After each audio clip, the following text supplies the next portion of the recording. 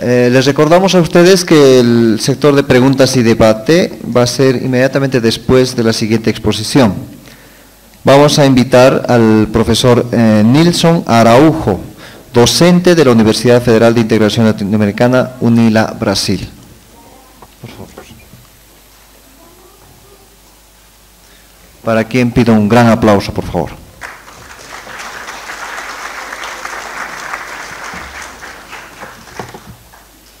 Buenos dias a todas e a todos. Vou falar um idioma que é meio estranho, né? Quer dizer, el portunhol. Eu não falo tão bem espanhol como o Luciano lo habla, pero eu creio que vou hacer-me entender. Vou tentar, pelo menos. Em primeiro lugar, me gostaria de congratular-me e agradecer aos organizadores do evento, particularmente à Universidade, à UNSA, por meio de seu reitor, Dr. Valdo Albarracín, e também a CEDLA, por meio do licenciado Javier Gomes, e a cátedra Marcelo Quiroga Santa Cruz, particularmente por meio de Mirko Orgaz, professor de esta instituição. Bem, meu tema é a industrialização de Brasil, a experiência de industrialização de Brasil. Não tenho a pretensão de usar isto como modelo, para que sirva de modelo para outras experiências. Acha porque eu sou contra os modelos. Eu creio que as experiências servem, sobretudo, para saber o que não se deve fazer. Não tanto o que se deve fazer, pelo o que não se deve fazer. Eu estou de pleno acordo com os planteamentos de Luciano, teóricos, os planteamentos teóricos, das referências teóricas que é utilizado, e os análises que há hecho acerca do processo da América Latina. E isto me poupa um pouco de lo que eu poderia falar sobre essa questão mais general.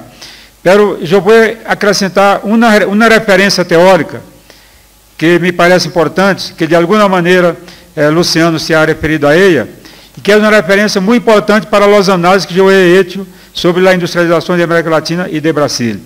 É uma referência elaborada por Vânia Bambira. Vânia Bambira foi minha colega de doutorado, e foi uma das autoras da teoria da dependência, ao final dos anos 60 e começo dos 70. A referência teórica quer dizer o seguinte: ela parte do princípio de que há três tipos de países em América Latina, desde o ponto de vista da industrialização. O primeiro, os países que se han industrializado antes da Segunda Guerra Mundial. Isso tem uma característica bem específica que eu vou plantear. O segundo são os países que se han industrializado depois da Segunda Guerra Mundial. E terceiro, os países que não se han industrializado. Então, são três tipos distintos de países desde o ponto de vista da industrialização. Os que se han industrializado antes da Segunda Guerra Mundial, ha começado antes da Grande Depressão de 29 e 30, mas se han consolidado depois da Grande Depressão, foram países que tiveram dois momentos importantes. O primeiro momento, como ha falado o Luciano, que se ha realizado a industrialização basicamente bajo controle nacional, por os estados nacionais e os empresários nacionais, e no segundo momento, a partir da Segunda Guerra Mundial, a industrialização se ha continuado bajo controle estrangeiro. Então, esse é o primeiro tipo de país que se ha industrializado. O segundo tipo são aqueles países que já começaram a sua industrialização no período de pós-guerra, já bajo controle estrangeiro, já bajo o controle, basicamente, das transnacionais dos Estados Unidos. Né? E o terceiro grupo de países são os países que não se han industrializado até então. Né? Bem, o Brasil se enquadra, o Brasil se situa no primeiro grupo de países. Os países que começaram a industrialização antes da guerra e bajo controle nacional e depois se han transformado. Bem, a partir dessa referência básica, vamos entender o processo em Brasil. Como se ha dado o processo de industrialização em Brasil. Brasil foi a economia que de 1930 a 1980 foi a economia do mundo capitalista que a mais crescido. Durante 50 anos, ha crescido a uma taxa mediana do PBI, o Produto Bruto Interno, uma taxa mediana de 7% ao ano. Saiu da economia 37 do mundo para a sétima economia do mundo. E esse processo se ha dado basicamente por el processo de industrialização. De 80 em adelante, a partir de 81 hasta ahora, salvo um ou outro momento, a economia brasileira se ha estancado. Existe a expressão estancado? Estagnado, estancado, não? Estancado. A economia se ha estancado. Aí, um ou outro momento, como no período de Lula, que ha crescido um pouco, mas em geral, de 81 hasta ahora, se ha estancado a economia brasileira. Então, há dois grandes momentos da fase contemporânea da economia brasileira. É o momento de 30 a 80, em que a economia se ha desenvolvido, e é o momento de 81 para cá, em que a economia não se ha desenvolvido. Bem, temos que entender, então, primeiro, quais os elementos que han llevado ao desenvolvimento no período anterior. Como eu falei, a questão básica foi o processo de industrialização. Temos que entender todo o processo de los 50 anos. Mas para entender todo o processo, temos que entender primeiro o processo inicial. Como se ha deflagrado esse momento de industrialização brasileira? Quais foram os elementos fundamentais que se han plantado na fase inicial para que haja continuado durante tanto tempo o processo de industrialização? A referência básica é a Grande Depressão. A Grande Depressão ha levado a Brasil a um colapso general de suas contas externas e da economia general. Como se ha dado esse colapso? Brasil era uma economia basicamente exportadora de um único produto. Não é somente exportadora de produtos primários em general, mas de um único produto, que era o café. No momento da crise de 29 e 30, o café representava 70% do conjunto das exportações do Brasil. E a economia do café havia montado todo um esquema que venia desde o começo do século, um esquema de endeudamento. Para manter o valor do café a nível mundial, o governo brasileiro comprava os excedentes do café para impedir que aumentara muito a oferta a nível mundial e baixara os preços. E para comprar o excedente do café, tomava dinheiro emprestado de los bancos, basicamente dos bancos ingleses, mas também dos bancos dos Estados Unidos. Então, no momento da crise, o Brasil tem uma deusa muito grande, basada nesses recursos que eram tomados para comprar os excedentes do café. Por outro lado, haviam excedentes estocados, não sei se é o nome é estocados, excedentes estocados, sim, do café, na víspera da crise, em 29, um excedente tão grande que correspondia a todo o PBI de um ano. Estava estocado, sem utilizar, porque não havia mercado no nível internacional. Tá? Então, era essa a situação que o Brasil estava no momento da crise. E com a crise, a situação empeora. Se diminui as compras do café a nível mundial e o preço do café se cai violentamente. O preço do café se cai 60% entre 29 e 32. Em 3 anos, caiu 60% do preço do café.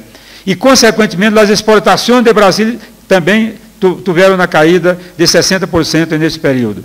Veja bem, uma economia primária exportadora, no modelo que ha planteado Luciano, voltada para produzir e exportar produtos primários, importar produtos industriais, cai 70% das exportações. E não tinha indústria para... antes tinha que exportar para comprar os produtos industriais ao exterior. Como não tinha indústria dentro do país, como comprar produtos industriais se as exportações se haviam caído violentamente, ademais do endeudamento externo? Então, se criou uma situação que uma economista brasileira, estou falando muito rápido, sabe bem? Dá para entender o portunhol? Uma economista brasileira, que foi economista da CEPAL, Maria da Conceição Tavares, chamou de estrangulamento externo, estrangulamento das contas externas.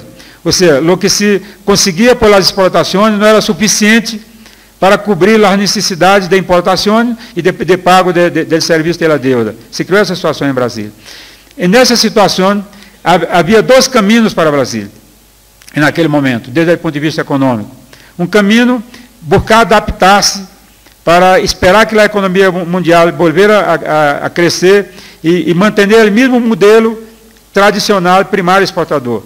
O mesmo modelo basado no café. Esse era um caminho que havia propostas muito sérias, muito importantes das élites locais, no sentido de manter esse caminho.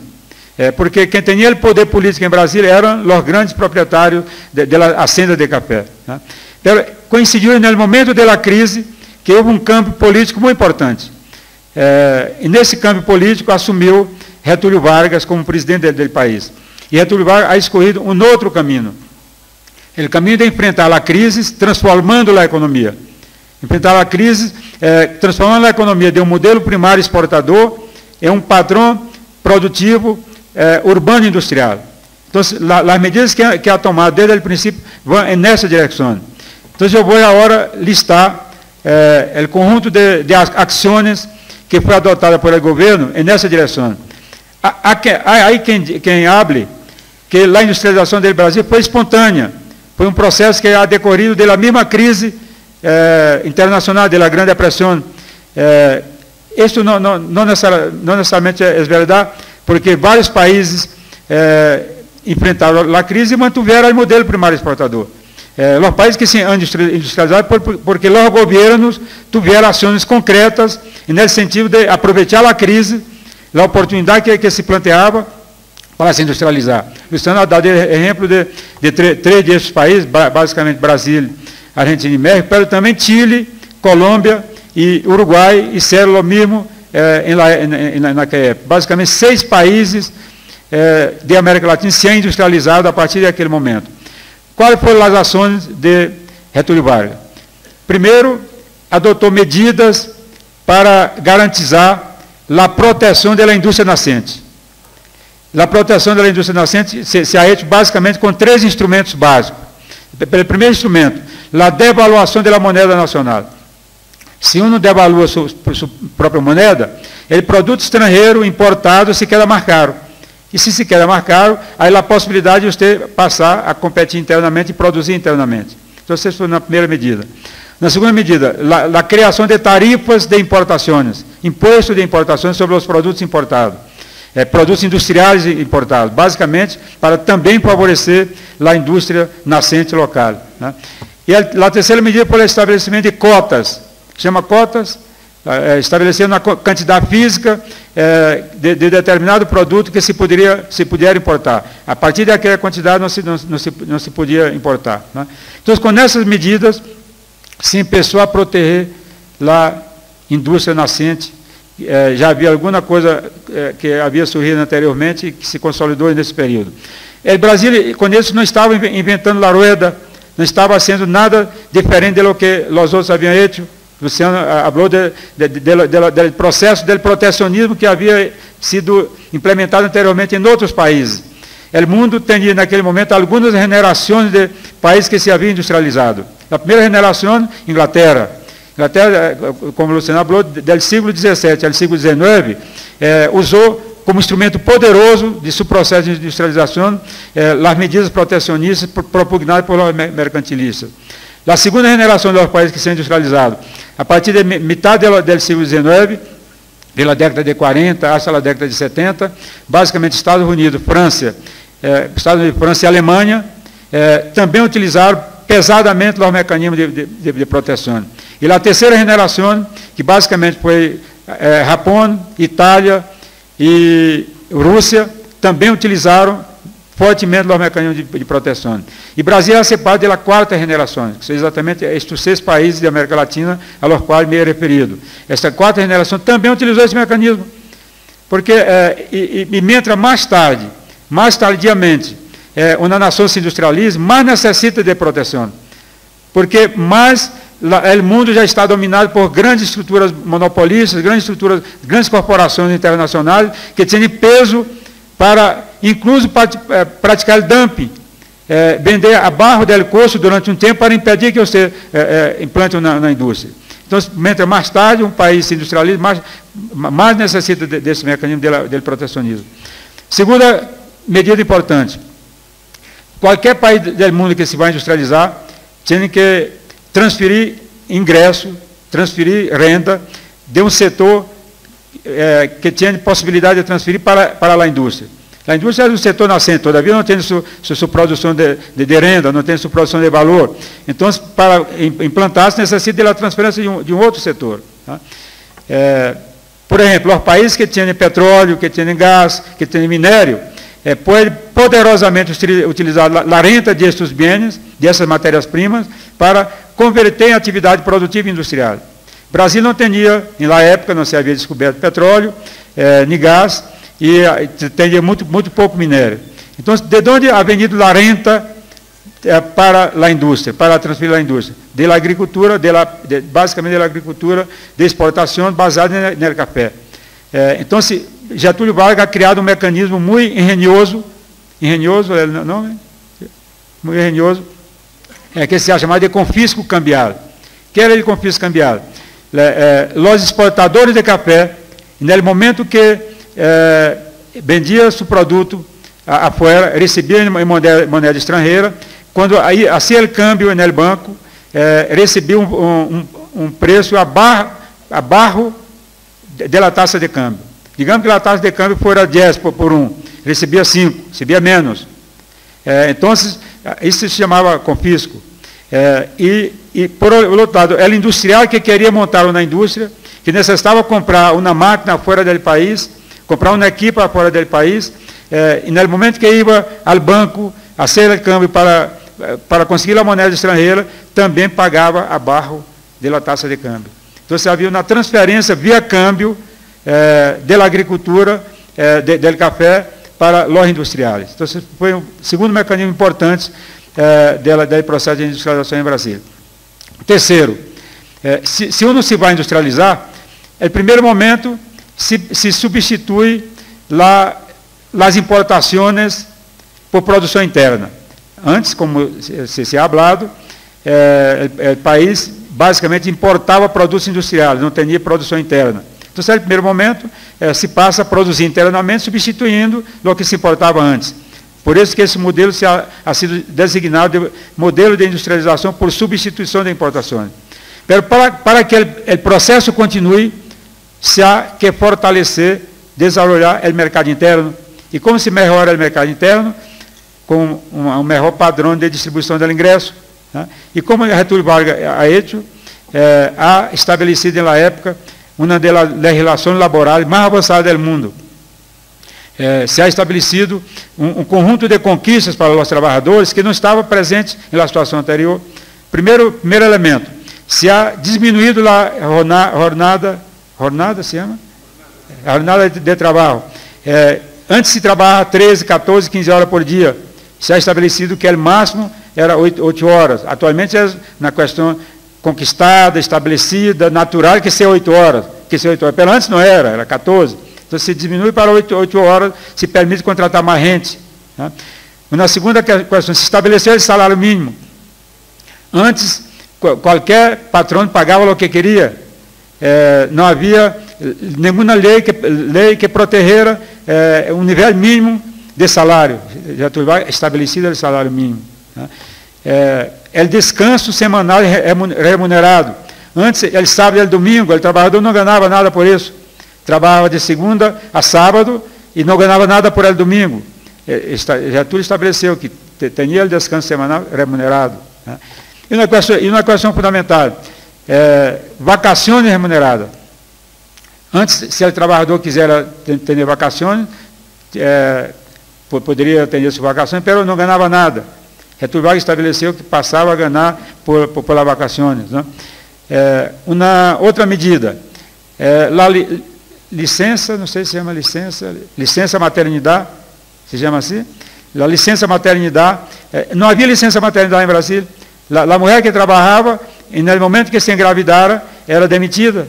Estabeleceu uma licença maternidade de 3 meses, depois aumentou para 4 meses. Né? Então, assim, um conjunto de medidas que tinha seu caráter social, mas também tinha seu caráter econômico, porque era uma medida de proteção do trabalho, que generava mais renda para o trabalhador e, consequentemente, generava mercado interno para a indústria de bens de consumo popular. Então, essa foi um terceiro conjunto de ações adotadas pelo governo para garantizar eu não estou controlando o tempo, para garantizar o processo de industrialização. Uma quarta medida, a financiação. Isso já havia sido planteado por um economista estadunidense, que foi o primeiro ministro de Hacienda dos Estados Unidos, chamado Hamilton, que se não se garantiza a financiação do investimento, a financiação da compra de máquinas, equipos para a indústria nascente, ele não consegue se implantar. Getúlio Vargas ha criado um banco chamado Banco Nacional de Desenvolvimento Econômico, depois se acrescentou social, o BNDE, que tinha a função básica de financiar o investimento produtivo no país. Tá? E um quinto elemento, que esse foi decisivo, Getúlio Vargas foi tendo clareza, tendo mais visão sobre essa questão ao longo do tempo, foi o seguinte: é impossível, dizia ele, desarrollar a indústria de um país se não se implanta internamente a indústria base, a indústria de base. Se uno necessita seguir importando máquinas, equipos, acero, produtos petroquímicos, petróleo, gasolina, se necessita seguir importando tudo isso, a economia não logra desenvolver de maneira autossustentável. Então, se teria que implantar a indústria pesada. E é isso o que Getúlio começa a ser a partir da década de 40. Primeiro, criou uma empresa para explotar as minas, a Companhia Vale do Rio Doce. Depois criou uma empresa siderúrgica, chamada Usina de Volta Redonda. Depois, o petróleo, a Companhia de Álcalis. Então, se começou a implantar um conjunto de empresas estatais, todas voltadas a implantar a indústria de base como elemento fundamental para fazer o processo de industrialização autônoma. Pois bem, com isso, Brasil, hasta os anos 50, todo isso está nos anos 30, hasta a metade dos anos 50, havia implantado 2 setores fundamentais da economia. O setor que produz bens de consumo popular, para a grande maioria do povo, o setor que produz textiles, calçados, alimentos e tudo, e havia avançado bastante no setor das indústrias de base. A indústria que serve de base, o nome está dizendo, serve de base para as demais indústrias. Né? E o setor de consumo popular era basicamente controlado por empresários nacionais. E o setor da indústria de base, basicamente controlado por el Estado. Então, havia uma aliança entre o Estado e o empresariado nacional, que também envolvia os trabalhadores que tinham seus direitos laborais garantizados dentro daquele modelo. E nesse processo se foi desenvolvendo uma ideologia, isso não estava na origem, se foi desenvolvendo no processo de desenvolvimento industrial, na ideologia que o Luciano já ha falado, que é o nacional-desenvolvismo, que tinha como elemento central a ideia de que o país devia caminhar com suas próprias forças e traçar seu próprio destino e pensar com a própria cabeça. A ideia de autonomia, de independência presente na ideologia que serviu de base para tudo isso. Né? 5 minutos. Bem, tenho somente 5 minutos.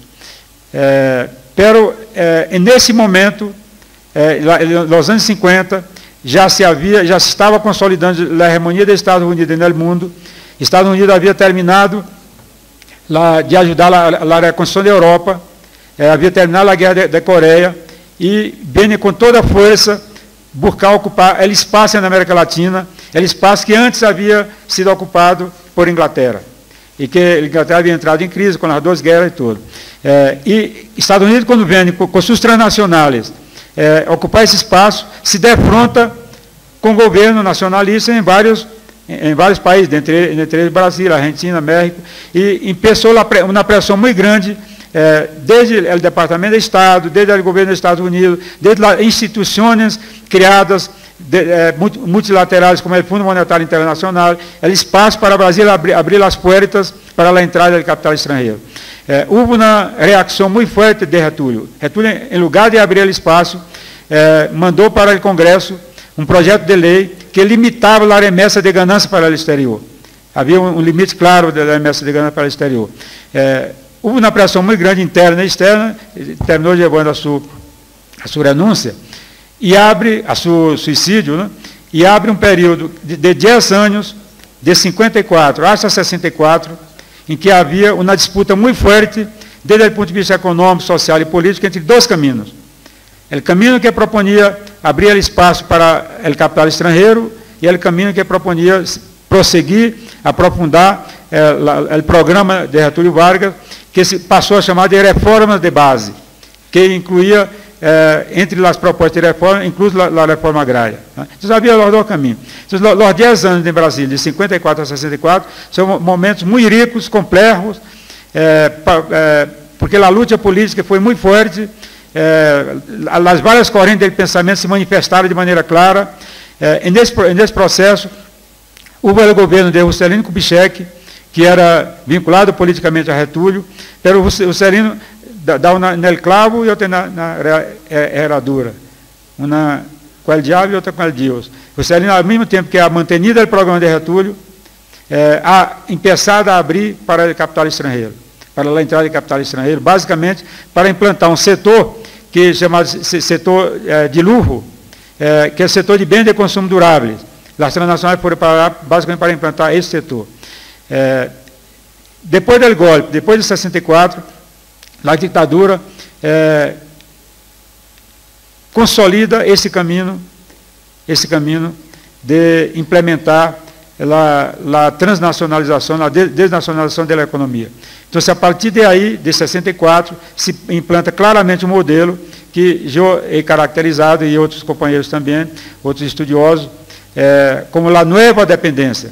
Uma coisa era a dependência na época primária exportadora, outra coisa era a dependência na fase industrial, em que a indústria de ponta, a indústria tecnologicamente mais avançada, o setor que alavanca a economia, que passou a ser bem de consumo durável, era controlado por capital estrangeiro. Esse modelo permitiu inicialmente um desenvolvimento, chamado milagre brasileiro, porque a ditadura ha mantenido os elementos clássicos de Getúlio, o papel do Estado na economia, o protecionismo, ha mantenido todo isso. Não ha transformado isso, mas ha acrescentado o capital estrangeiro, juntando os elementos anteriores, do Estado na economia, o protecionismo, a financiação pública, mas a entrada do capital estrangeiro permitiu, durante 6 anos, um crescimento largo de 11% ao ano, de 68 a 73. Né? Vindo novamente da crise mundial, e as economias dependentes, sempre que se passa na crise mundial, automaticamente recebe o impacto da crise mundial. A crise mundial começou, se abre novamente a crise do petróleo. O petróleo solamente é um dos elementos. A crise mundial é mais grave, não temos tempo de analisar a hora, mas ele começou em 1971, quando Nixon ha suspendido os acordos clássicos que havia hecho ao final da Segunda Guerra Mundial, que definia o dólar como dinheiro mundial. Esse acordo definia que o dólar tinha paridade com o ouro, não podia ser desvalorizado, e tinha livre convertibilidade, que tinha dólar, podia convertir em ouro. Ele suspendeu esse acordo. Começou aí a crise. Essa crise ha impactado o Brasil. A primeira resposta que o Brasil ha dado barro a ditadura, pero barro um governo da ditadura que era nacionalista, do general Ernesto Geisel.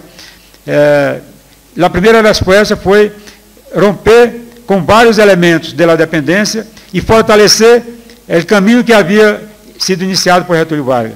E fortalecer como? Completando o processo de industrialização sob a forma das indústrias de base.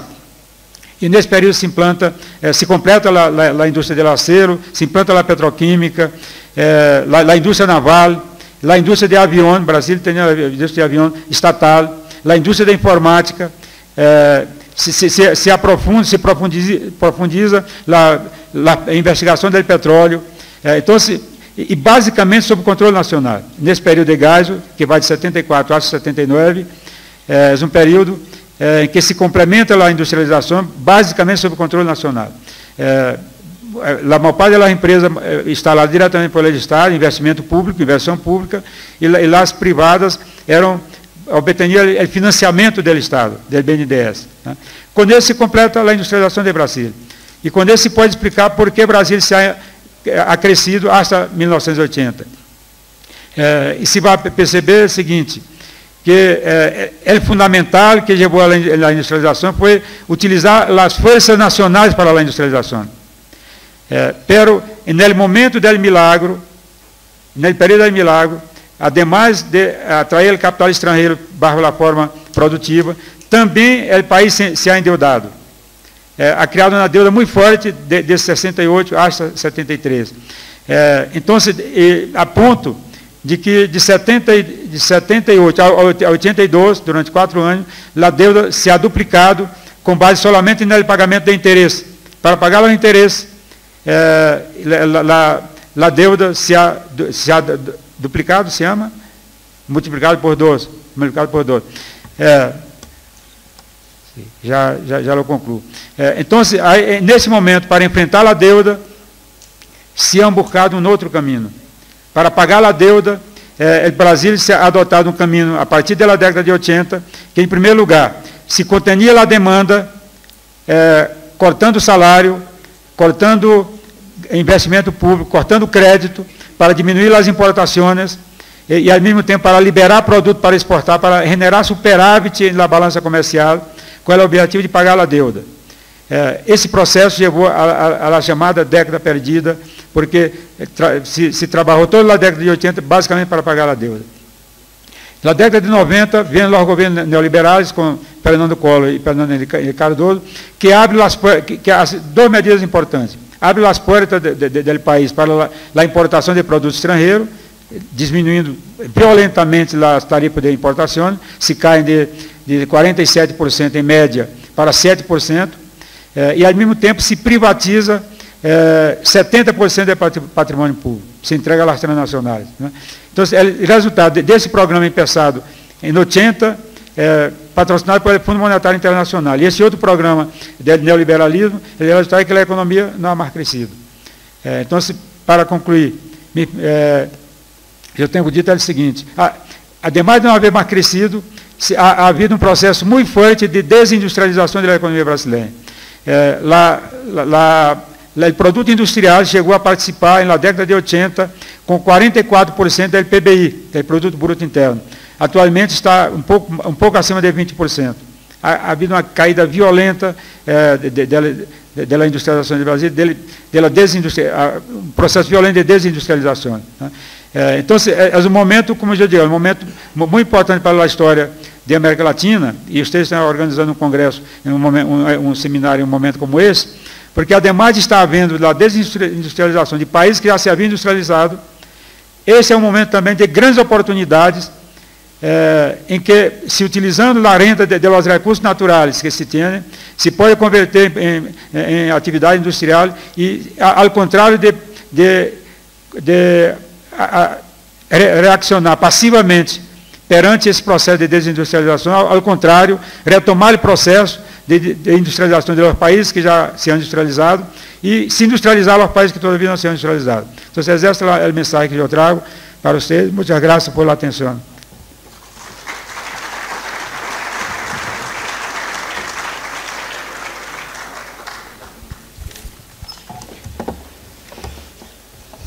Agradecemos al profesor Nilson Araujo, docente de la Universidad Federal de Integración Latinoamericana.